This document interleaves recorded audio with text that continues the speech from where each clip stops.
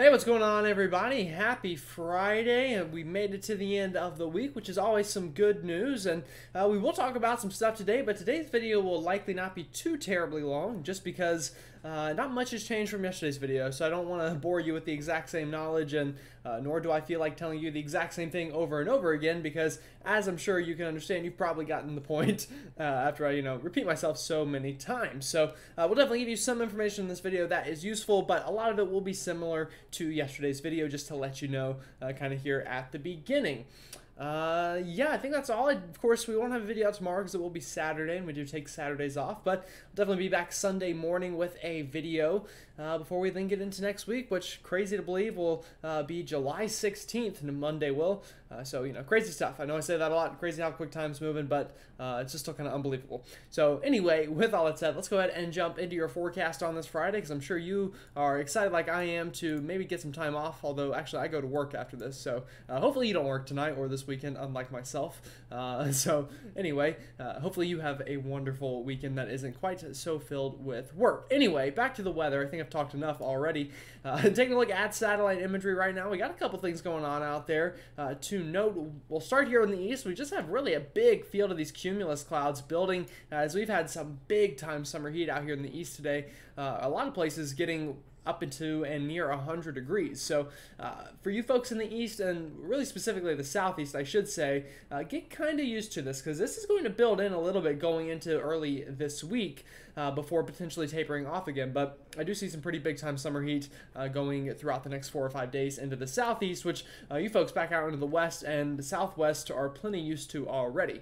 So that's the east. Down here into kind of, well, I shouldn't say down here, but out here into kind of the central plains, we do have a cluster of thunderstorms. This is going to continue to strengthen through today and into tonight as this moves southward through the southern plains, through Kansas, Oklahoma, Arkansas, Texas, states like that, seeing some pretty big storms today as this piece of energy moves on through.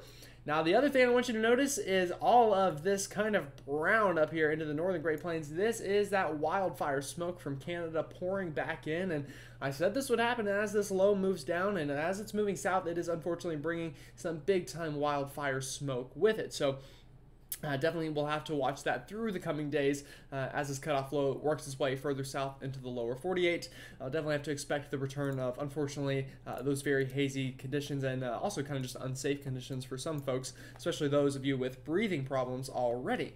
So taking a look at radar and current watches and warnings, we'll start with the heat out west and to the south. A big area of excessive heat warnings and heat advisories from Washington State all the way down the west coast, down through the Mexico border, and all the way into places as far south and east as Alabama and Mississippi, seeing big time heat today. Now, it's not quite as bad for some of us folks here in the east due to just kind of these thunderstorms that are popping up, so that is some good news, but anyone who's not getting any cloud cover from these thunderstorms in the east are really just baking right now in some pretty big time heat. And of course, again, we do have some stronger storms. This is that line of storms I talked about. We already have a severe thunderstorm watch out for that as that continues to dive to the south and east. Now, a couple other things to note real quick. We do have a couple of flood watches down here from North Carolina and also up into the northeast. This is due to kind of these afternoon thunderstorms really kind of sitting over certain areas, and we'll have a couple days of pretty widespread afternoon thunderstorms. So we could see some flooding in spots due to that. Then the one last thing I will mention here is these kind of gray boxes indicating air quality alerts, again, due to that wildfire smoke once again working its way back into the lower 48. So starting off here, or not starting off, but looking here at kind of those severe thunderstorm chances today, we do have an enhanced risk for much of Kansas, including Wichita and Kansas City. This extends all the way down to the Tulsa area of Oklahoma. So again, some pretty widespread severe storms there with that complex of storms, and then also marginal risk here in the east for some of those afternoon thunderstorms that are popping up and getting up to that severe criteria. So taking a look at the next couple of days and what to expect, it's going to really feature some pretty hot weather and rounds of thunderstorms for a lot of folks as this upper level low continues to sink southward as we have been talking about. So going through this evening, again, expect these storms out into Kansas to continue to move south and east, and with them bringing pretty strong winds, maybe a little bit of hail, and a whole bunch of lightning as well. So that will move on through tonight. That should die down a little bit as we get into the early morning hours, but not before pushing again through much of Kansas and Oklahoma and even into Arkansas early tomorrow morning. But this will eventually kind of continue and revitalize itself going into tomorrow afternoon and evening, bring some pretty widespread showers and storms into the Ohio River Valley and southeast. Again, these storms could produce some gusty winds, maybe a little bit of hail, and likely a good amount of lightning tomorrow afternoon and evening as this continues to trek eastbound. Now, as we go into the overnight hours of tomorrow, again, it should weaken a little bit, but still expect showers and storms. Now moving into the mid-Atlantic by the time we get into tomorrow overnight. And then into our Sunday morning, pretty widespread showers and storms, again with the same piece of energy now working through the northeast, where once again we could get some flooding up there due to and kind of the motion of this energy working its way on through. So again, just to recap here, we're going to have just a pretty big area of showers and thunderstorms kind of across the country here tonight out into the plains, tomorrow and tomorrow evening into the Ohio River Valley and southeast, and then tomorrow overnight and into Sunday through the mid-Atlantic and the northeast. Now, the good news is after this swings on through, it should be relatively nicer behind it. So this is Sunday afternoon. You'll notice we're pretty dry back out into the southern plains and into the Ohio River Valley, as well as much of the southeast. And that is mainly due to after the piece of energy works on through, a little bit of drier air will kind of work on through, and that will help bring down some of those thunderstorm chances. So again, the overall pattern that we've been talking about and looking at, it all is pretty much centered around this big upper level low or cutoff low that is going to again continue to migrate southward throughout the next couple of days. And again, bringing with it cooler weather as well as drier weather to the northern tier of the country, as well as an increase in those showers and storms going into early next week for much of us in the east. Now, that again will close off in the Midwest and even into the Northeast as we get into early next week, or excuse me, the middle of next week. But for everyone else, it's actually unfortunately going to cause even more heat as it kind of works its way out. And this big ridge you'll notice here kind of builds into the southern tier of the country. So from California to Virginia, east to west, everyone kind of south of really the middle of the country is really going to start to bake pretty badly from this ridge as it works on through. Now, a little slimmer of good here and maybe a little bit of hope. The GFS and some models are also hinting at another kind of piece of energy to move through back into the east going into next weekend, so about a week out. You'll notice as I move this ahead, more of that blue color tries to work into the east, which would once again cool things down, bringing down the humidity and temperatures a tad bit as well. So I don't know if this is necessarily going to be a heat wave in terms of a long, prolonged period of super big heat, but definitely the middle of next week looks very hot for a lot of folks here in the lower 48. And then, of course, we'll hope that that blue there can kind of work its way back in on the map.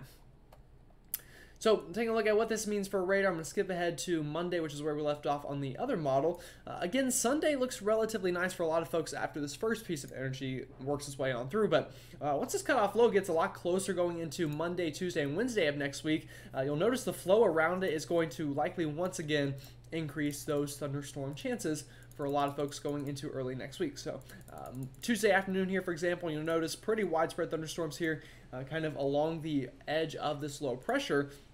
So especially along the Ohio River Valley in the Northeast could really see a pretty stormy early part of next week, and that could even dive as far south as the Mid-Atlantic and Southeast before once again that ridge builds in going into kind of the middle of next week after that cutoff low works its way on through. And that, of course, will bring a lot of heat as well as still some afternoon thunderstorms. And you'll have to bear with me as my dogs are going to continue to bark their head off in the background. So I apologize about that.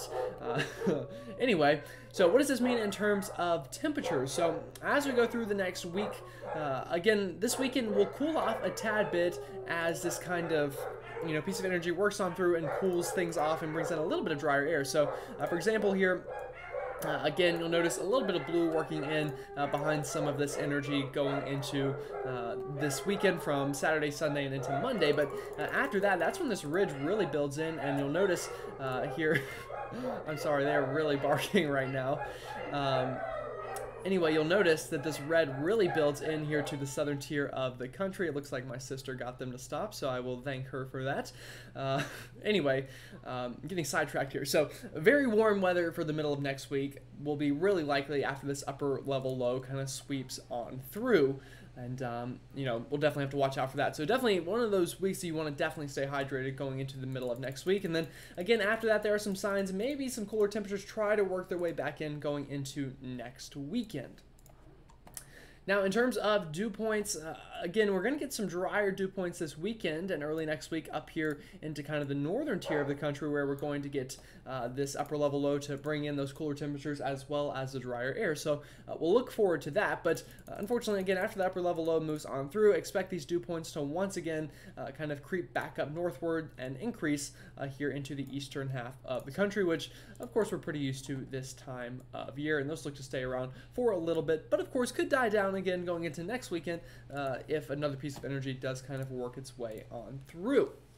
So one more thing I did want to mention here is the tropics. Yesterday I showed that area that I said had a chance of developing, and sure enough it did. This is subtropical storm Dawn, so not quite tropical in complete nature. Subtropical pretty much just means that it's partially tropical, partially just kind of a good old-fashioned low pressure out over the ocean. But the good news is, either way, no matter what you want to call it, not expecting really any impacts to land anywhere. As you can see, it kind of is really just going to hang out there in the middle of no man's land, just kind of kicking up some waves out there. So it could affect some maybe travel with boats and stuff, but really this is actually going to be closer to Europe than it is the lower 48. So with that said, again, I hope this was somewhat helpful to you. And again, I know I probably repeated a lot that I said in yesterday's video, but that's just kind of the nature of things right now this time of year. It's not like the winter time where winter storms change super fast overnight with new model runs. The summertime's a lot, I won't say easier to forecast, but there's just, in general, less drastic changes overnight. So anyway, with that said, hope you have a great rest of your Friday and also a great Saturday, because I won't see you tomorrow. But I will see you all Sunday, and have a great start to your weekend.